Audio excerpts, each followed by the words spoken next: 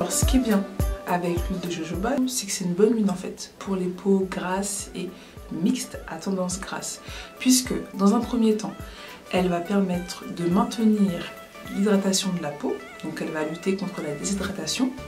En plus de ça, elle va réguler la sécrétion de sébum, elle va également aider à la cicatrisation et elle va également aider votre peau à rester ferme et belle.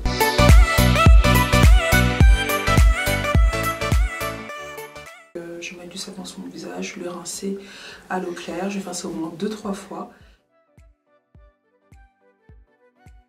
Alors le premier gommage dont je voulais vous parler, c'est un gommage dans lequel je vais utiliser de l'huile de jojoba, des flocons d'avoine,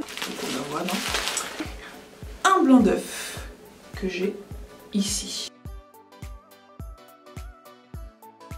Je bats mon blanc d'œuf.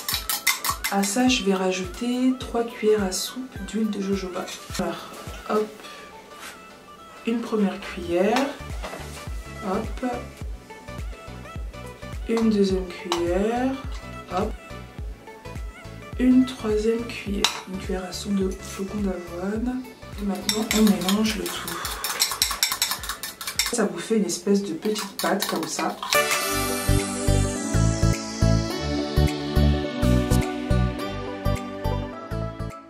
Les flocons d'avoine, ça va matifier votre peau. Le blanc d'œuf, ça va resserrer les pores.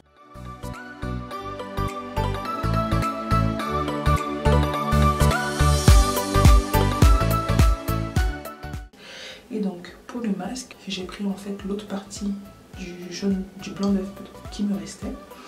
Et là, je vais rajouter en fait à cela un peu de jus de citron, bio, de citron.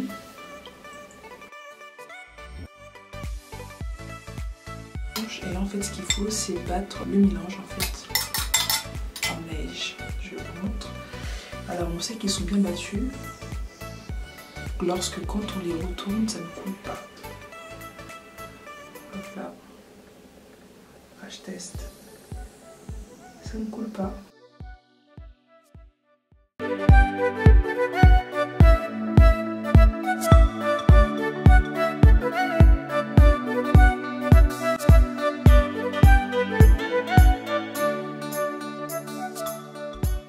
L'avantage de ce masque, c'est qu'il n'est pas très cher. Le désavantage quand on le pose, c'est que ça coule un petit peu. Une fois que l'excédent en fait est tombé, du coup ça reste figé et ça pique un petit peu si vous avez des boutons qui sont un peu ouverts.